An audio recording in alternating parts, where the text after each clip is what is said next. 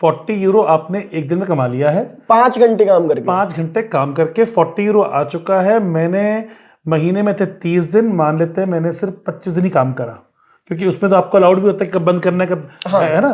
तो यानी कि 40 into 25 will be something like मतलब €1000 मैंने 5 घंटे काम करके से डिलीवरी में निकाल ली है। तो इरास्मस बेसिकली क्या करता है, तुम दूसरे कॉलेज जाओगे, दूसरी कंट्री के कॉलेज जाओगे, वहां पे तुम पढ़ोगे, वो तो और वो तुम्हें उस टाइम के लिए पैसे देंगे। सो यूनिवर्सिटीज भी उन बच्चों को काफ़ी ज़्यादा इंपॉर्टेंस दे रही है, प्रायोरिटी दे रही है, जो बच्चे अपने TRP 30 अप्रैल से पहले अप्लाई करेंगे। सो बेसिकली हमने कवर कर लिया अकोमोडेशन, हमने कवर कर ली ट्यूशन, हमने कवर कर ली पार्ट टाइम जॉब्स, हमने कवर कर ली इरास्मस एंड अपॉर्चुनिटीज। भाई बहुत सारा अच्छा अच्छा समझ में आ गया। अब थोड़ा बुरा बुरा बताओ। जो प्रोज तो हो गए समझ के, अब कौन बताते हैं। Let's talk about the negative part also of Lithuania, because you know everything can be positive, right. So पहली चीज तो आपको अच्छी नहीं लगी इस जगह के बारे में, something which you don't like about it. Sir if I will be very honest, तो यहाँ के लोग जो हैं वो उतना दोस्त प्रेफर नहीं करते। ठीक है, तुम इंडिया से आ रहे हो, ये सोच के आ रहे हो कि वहां के बहुत सारे दोस्त बनाऊंगा, ये वो बन सकते हैं, लेकिन यहाँ के दोस्त आपस में भी प्रेफर नहीं करते।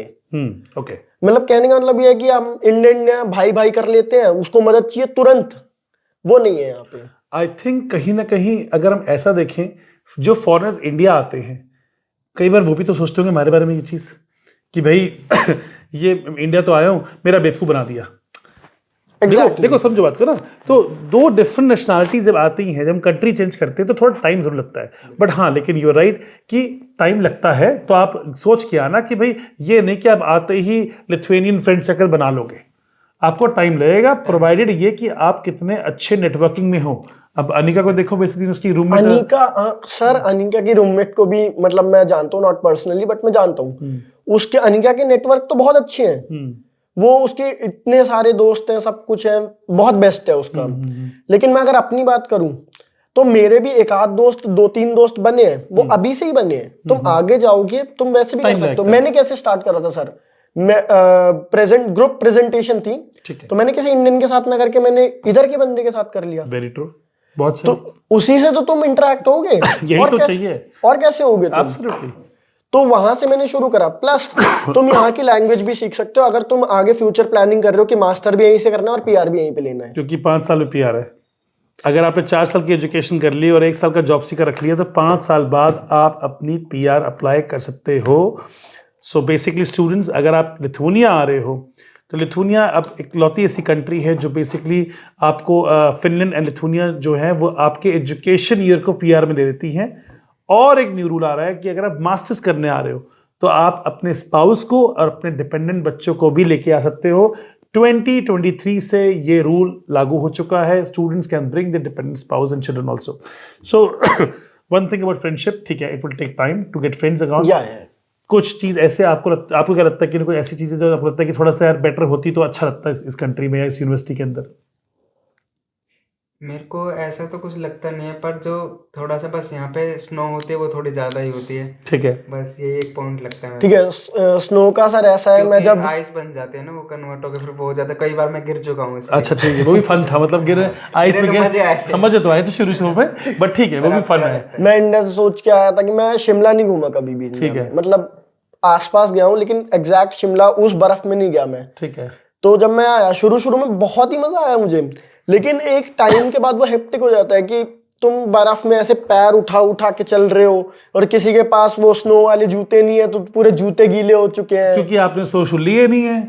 आप आ गए हो इंडिया से, आपको पता ही नहीं है, आप अपने इंडियन शूज लेके घूम रहे हो। सो कहते हैं ना, जैसा देश वैसा भेस। हाँ। तो वो फिर थोड़ा सा है कि अगर स्नोफॉल होती है, जो कि मेरे ख्याल से दिसंबर में होती थोड़ी सी, सर दिसंबर नवंबर मिड से लेके स्टार्ट हो जाती है, लेकिन उतनी नहीं रहती। ठीक है। और मैं कहूंगा कि अभी भी स्नो सर आप देख रहे हो है ही नहीं, क्योंकि बीच में जो टेम्परेचर है वो इतना पहुंच जाता है कि वो स्नो पिघला देता है। बिल्कुल ठीक। स्नो के पिघलने में ऐसा लगता है कि एक दिन तुम फिसलोगे, लेकिन दूसरे दिन वो स्नो है ही नहीं। बिल्कुल ठीक। तो वो बहुत एक बढ़िया भी एक चीज तरह से फन भी है, बट Exactly. अगर आपके पास राइट इक्विपमेंट होगा, अब यहाँ पे लोग अपने टायर्स चेंज करते हैं कि भाई स्नो टायर लगाते हैं। ये हमने सुना ही नहीं आज तक कभी कि भाई ये स्नो टायर क्या होते हैं। भाई हमारे शिमला में तो चेन डाल देते थे उसमें आपके टायर में और वो बन जाएंगे स्नो टायर आपके। पर यहाँ पे हर चीज प्रोफेशनली की जाती है। Exactly. आप यहाँ पे टाइल वर्क देखो, आपको यहाँ पे इंच भी नहीं दिखाई देगा कि टाइल यहाँ से वहां जा रही है या कोई फिनिशिंग नहीं हो रही है, क्योंकि हर चीज बहुत प्रिसाइज जगह में है, हर चीज की क्वालिफाइड लेबर ने काम करा है। सो स्नो के लिए ऑफ कोर्स हाँ आपको प्रिपेयर रहना है। 1.5 महीना 2 महीने में स्नो आती है। Exactly. तो प्लस लेकिन अगर आपके पास सही गियर है, स्नो बूट्स हैं, आपकी जैकेट है, मैं तो कहूंगा सर कि इंडिया से खरीद के ही मत आओ स्नो बूट। वो तो कोई फायदा नहीं है यहाँ पे। मैं खरीद के लाया हूँ, वो ठीक है मैटर कर रहे हैं, बहुत अच्छा चल रहे हैं, क्योंकि मेरे डिकैथलॉन से खरीदे थे मैंने। ठीक है, लेकिन यहाँ पे आके सेम जूता आधे प्राइस में है। लो बेसिकली ठीक है, तो जो यहाँ की मेन वेदर है उस हिसाब से यहाँ के इक्विपमेंट भी उतने महंगे नहीं है। बिल्कुल ठीक है। और फर्क तो पड़ता है जब तुम कहीं बाहर आते हो। India is cheapest in food just because क्योंकि वो खुद का ग्रो कर रहे हैं। बिल्कुल ठीक बात है। ये खुद का कैसे ग्रो करेंगे, सब में स्नो रहती है, बिल्कुल ठीक है। इंपोर्ट होता है सब कुछ, तो थोड़ा महंगा भी रहता है। और समझ में जब ये खुद का ग्रो करते हैं थोड़ा सरप्राइजिंग ऑब्वियसली कम भी होती है कि तब सन यहाँ पे है, तब इतना लाइट सनलाइट है कि ग्रो कर पाते हैं। तो ऑब्वियसली समर्स में फूड प्राइसेस में भी थोड़ा फर्क पड़ेगा, बिकॉज आपकी ग्रोन यहाँ पे हो रही है, आपकी बेरीज हो रही हैं, आपकी चीज़ें यहाँ पे हो रही हैं, आपकी वेजिटेबल भी यहाँ पे ग्रो हो रही हैं। लेकिन विंटर्स में तो पूरा नॉर्दर्न यूरोप, लिथुआनिया ही नहीं, सबको सामान स्पेन ने ही, पोर्चुगल ने ही भेजना है। एग्जैक्टली आपका जो चेक रिपब्लिक है वो भी स्नो में रहता ही है थोड़ा। एब्सोल्युटली। तो स्नोफॉल एक फन भी कह सकते हैं। फन भी कहते हैं। थोड़ा सा एक ये कि भाई मुझे लगता है कि जब शाम होती है ना यहाँ पे, ये अपना ये दिसंबर जनवरी में ना 2 महीने हमारे जो होते हैं जिसमें अंधेरा जल्दी पड़ता है ना, तो थोड़ा सा डिप्रेसिव हो जाता है कई बार। लेकिन ये डिप्रेशन इसलिए है कि अगर आप यहाँ फ्रेंड्स नहीं बनाओगे तो आपको अकेलापन होता है, या तो आप काम कर रहे हो, राइट। तो कहीं ना कहीं वो डिप्रेशन इसलिए भी है कि आपको अपने फ्रेंड सर्कल को बनाना है, नेटवर्किंग क्या करनी है, क्योंकि थोड़ा अर्ली अंधेरा पड़ जाता है और वो एक कई बार लोगों के लिए रीजन बन जाता है to actually feel home sick. Exactly सही कह रहा हूं ना? काफी स्टूडेंट से मैंने सुना है, तो इसलिए मुझे लग रहा है कि मैंने आगे डिस्कस करना, क्योंकि प्रोज तो हमने कर लिए, कॉन्स में भी ये भी आता सर है। उतना भी नहीं कहूंगा मैं आपके इस पॉइंट को कि उसको लगने लगता है, लेकिन जब तुम एक यहाँ पे डॉर्मेट्री में रह रहे हो, क्योंकि डॉर्मेट्री में रहने का एक सबसे बड़ा फायदा सर, अगर मैं प्राइस को हटा दूं, क्योंकि डॉर्मेट्री सबसे सस्ती है अगर तुम बाहर फ्लैट लेते हो तो उससे। बिल्कुल ठीक है। अगर मैं प्राइस टैग हटा दूं कि तुम्हें सस्ते में नहीं रहना, तुम महंगा भी अफोर्ड कर सकते हो, तो सबसे बड़ा फायदा है नियरेस्ट है। चल के आते हो आप लोग? 5 मिनट का रास्ता है सर डॉर्मेट्री से। और अब तो मैकेनिकल और इलेक्ट्रॉनिक्स की और एक और फैकल्टी जो है ऑटोमोबाइल की, वो सामने आ रही है Exactly. Brand new. भाई मैं बताता हूँ आपको, मैं अभी होके आया हूँ, मैं तो देख के हैरान हो गया हूँ। 20 मिलियन यूरो की सिर्फ 3 फैकल्टी की लैब है। 20 मिलियन यूरो की लैब आप मुझे इंडिया में किसी भी इंस्टीट्यूट में दिखा दो, चाहे आप मुझे आईआईटी में दिखा दो। बड़ा सिंपल सा क्वेश्चन है यार।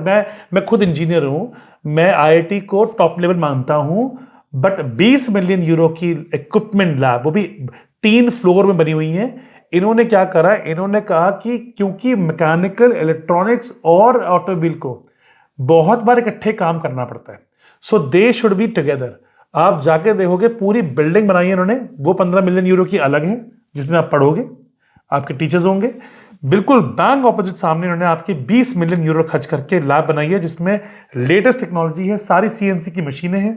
मतलब आप जिस लेटेस्ट मशीन की बात करोगे, मैं लास्ट टाइम जब आया था तो मुझे पता चला था 4 मिलियन यूरो की सिर्फ मैकेनिकल लैब थी, और अब जो अपडेट मुझे मिला है कि 20 मिलियन यूरो की 3 लैब बनाई है। देख के मतलब मन खुश हो गया कि यार आपको कौन सी ऐसी वेल्डिंग मशीन है वर्ल्ड की जो वहां नहीं मिलेगी, आपको कौन सी ऐसी सीएनसी मशीन है जो नहीं मिलेगी। You can have the best of the best equipment and gear to do your research, to do your bachelors और मास्टर्स। बैचलर स्टूडेंट्स के लिए, जो बिजनेस के स्टूडेंट्स हैं, ब्लूमबर्ग की आपकी जो लैब है, एक ब्लूमबर्ग लैब भी अभी आपको आएगी अभी आपको लेके जाएंगे उसमें वो लोग। ब्लूमबर्ग की एक बहुत ही हाईटेक लैब है जो फाइनेंशियल मार्केट से कंट्रोल करती है, जिसमें अभी आपको सेकेंड ईयर से लाना शुरू करेंगे लोग, जिसमें आप फाइनेंशियल्स देख पाओगे पूरे के पूरे वर्ल्ड की सारी कंपनीज के। और यही चीजें तो मांग रहे हैं हम लोग। एग्जैक्टली यही तो हमें मिल नहीं रहा है। हमें मिल रहा है कॉलेज चले जाओ, सर आ गए पढ़ाने के लिए, बीबीए पढ़ा दिया, मैनेजमेंट पढ़ा दिया बुक से और चले गए। यू नो, तो वो एक्सपोजर नहीं मिल रहा है।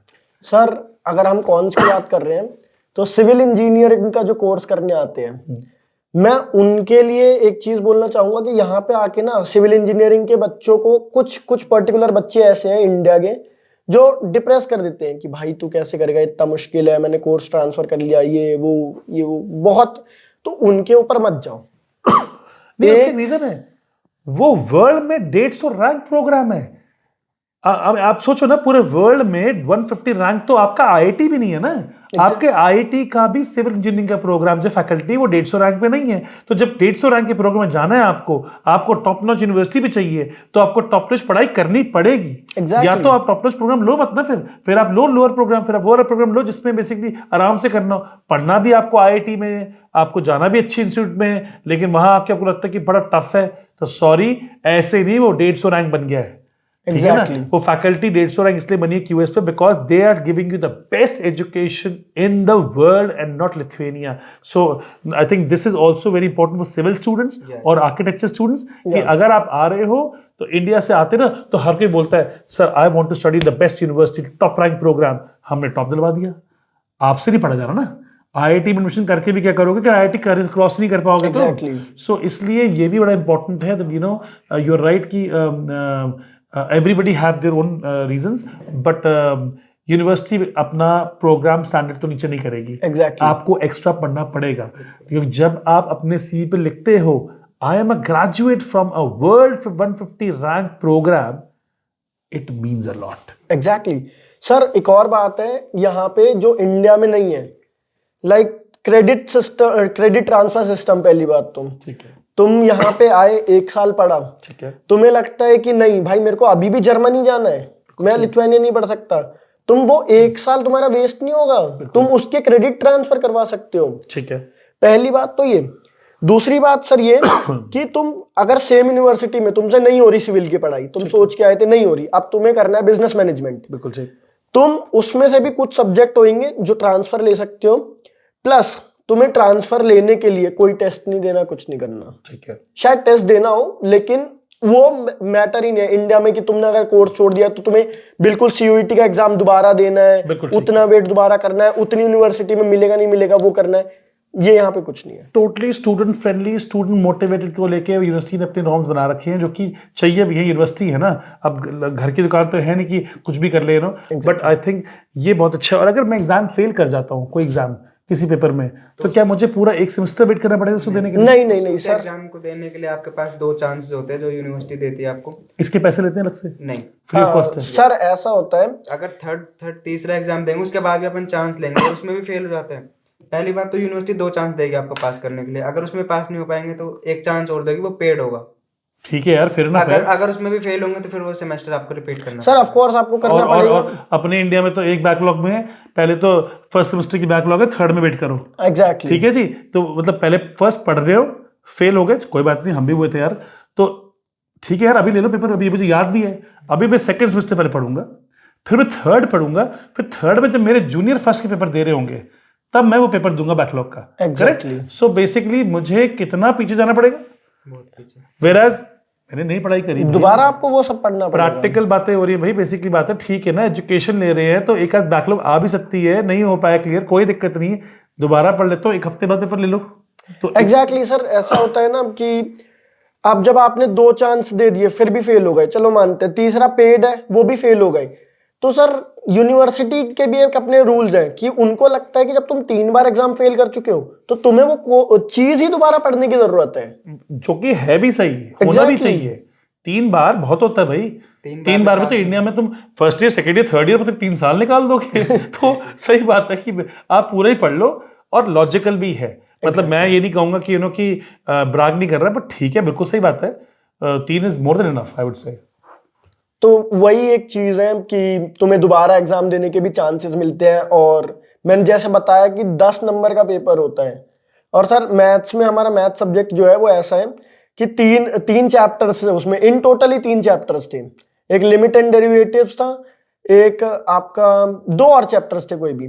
तो ऐसा होता है एक टेस्ट होगा सबसे पहले, उसमें वो चैप्टर आएगा, अब वो टेस्ट दोबारा मिड टर्म में नहीं आएगा। ओके, मिड टर्म में आपको जो पढ़ाएगी वो आएगा, वो मिड टर्म वाला और ये टेस्ट वाला फाइनल में नहीं आएगा। अरे फाइनल वो पूरी किताब वाला सिस्टम नहीं है कि भाई पूरी की पूरी बुक ही लेट पढ़ दो, फिर सारे आगे ठे।